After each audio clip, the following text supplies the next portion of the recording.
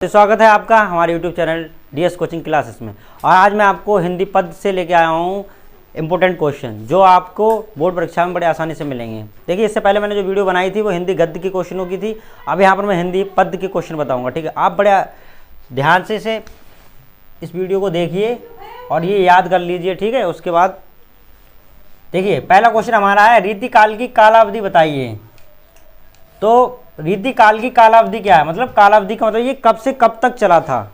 रीतिकाल जो था वो कब से कब तक चला था। तो देखिए 1643 ईस्वी से लेकर, रीतिकाल जो था हमारा वो 1643 ईस्वी से लेकर 1843 ईस्वी तक चला था।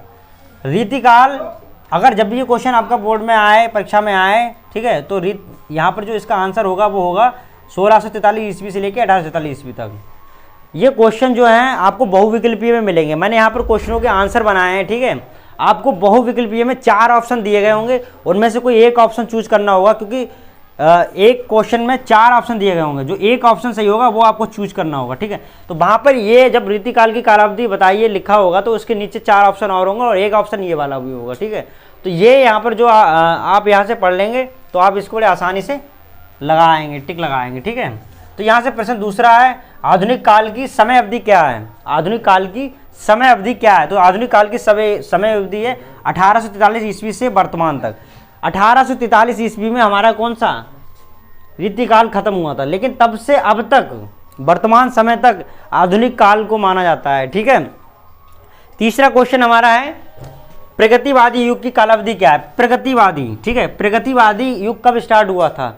तो प्रगतिवादी जो युग है वो 1936 ईस्वी से स्टार्ट हुआ था और ये 1943 ईस्वी तक चला था। ठीक है, ये क्वेश्चन वेरी इंपॉर्टेंट क्वेश्चन है, ये परीक्षा में 100% आएंगे। ठीक है, तो अच्छे से याद कर लेना। ठीक, और प्रश्न 4, प्रयोगवादी युग की कालावधि क्या है? देखिए, प्रगतिवादी की 1936-1943 है। ठीक है, 1936 से लेकर 1943 है, जबकि प्रयोगवादी युग की कालावधि है 1943 से लेकर 1953 ईस्वी तक। ठीक है, 1943 ईस्वी से लेकर 1953 ईस्वी तक।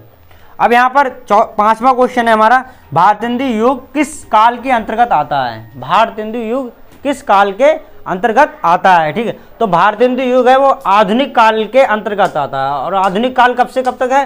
तो 1843 ईस्वी से लेकर अब तक क्या है? आधुनिक काल है। तो अभी नेक्स्ट क्वेश्चन देखते हैं। नेक्स्ट क्वेश्चन है हमारा, अद्भुत आलाप। अद्भुत आलाप के कवि हैं। ठीक है, तो अद्भुत आलाप जो एक रचना है, ठीक, उसके कवि कौन है? तो उनके कवि हैं महावीर प्रसाद द्विवेदी। महावीर प्रसाद द्विवेदी जी अद्भुत आलाप जो रचना है उसके कवि हैं। ठीक है, महावीर प्रसाद द्विवेदी जी। प्रश्न 7, यामा के रचयिता का नाम लिखिए। अगर क्वेश्चन में आएगी यामा के रचयिता कौन है, ठीक है, वहाँ 4 ऑप्शन आपको दिए गए होंगे, आपको एक ऑप्शन टिक करना है। ठीक है, तो जो इनके जो यामा के रचयिता हैं वो हैं सुभद्रा कुमारी चौहान। यामा की जो रचयिता हैं वो हैं सुभद्रा कुमारी चौहान। ठीक है, नेक्स्ट क्वेश्चन, तीसरा सप्तक कब प्रकाशित हुआ था? तो तीसरा सप्तक 1959 ईस्वी में प्रकाशित हुआ था। तीसरा सप्तक जो है वो 1959 ईस्वी में प्रकाशित हुआ था। नेक्स्ट क्वेश्चन है हमारा, द्विवेदी युग की कालावधि क्या है? ठीक है, तो द्विवेदी युग की कालावधि है 1900 ईस्वी से 1918 ईस्वी तक। ठीक, 1900 ईस्वी से लेकर 1918 ईस्वी तक द्विवेदी युग चला है। ठीक है, अब ये 10वां क्वेश्चन है हमारा, छायावाद के अस्थायी कवि कौन है? छायावाद के अस्थायी कवि कौन है? तो छायावाद के अस्थायी कवि हैं हरिवंश राय बच्चन जी। ये हरिवंश राय बच्चन जी अमिताभ बच्चन जी के पिताजी हैं। ठीक है, तो ये क्वेश्चन भी इंपॉर्टेंट है, आप पढ़ के जाना। ठीक, देखिए इस टॉपिक से जो क्वेश्चन बनते हैं बहुविकल्पी वो इस तरीके से बनते हैं। क्वेश्चन आपको इस तरीके से मिलेंगे, यहाँ लिखा होगा निम्न में से रीतिकाल के प्रमुख 2 कवि कौन से हैं? आपको 4 ऑप्शन दिए गए होंगे।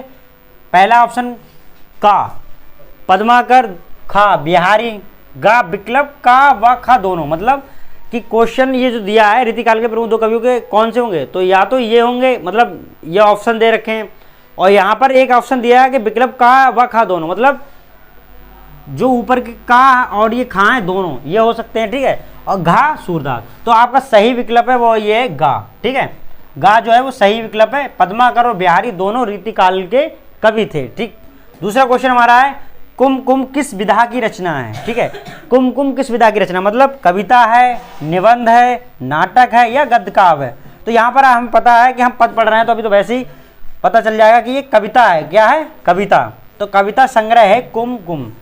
इस तरीके के क्वेश्चन आपको मिलते हैं तो आपको ऑप्शन वाइज इसी तरीके से चूज करने होंगे। 3-4 ऑप्शन में से एक ऑप्शन सही होगा, उसे ही आप चूज करेंगे। ठीक है, तो कुमकुम किस विधा की रचना है? कुमकुम कविता संग्रह है। ठीक है, कविता विधा की रचना है। ठीक, तो और नेक्स्ट क्वेश्चन हमारा द्विवेदी युग का प्रसिद्ध कवि है।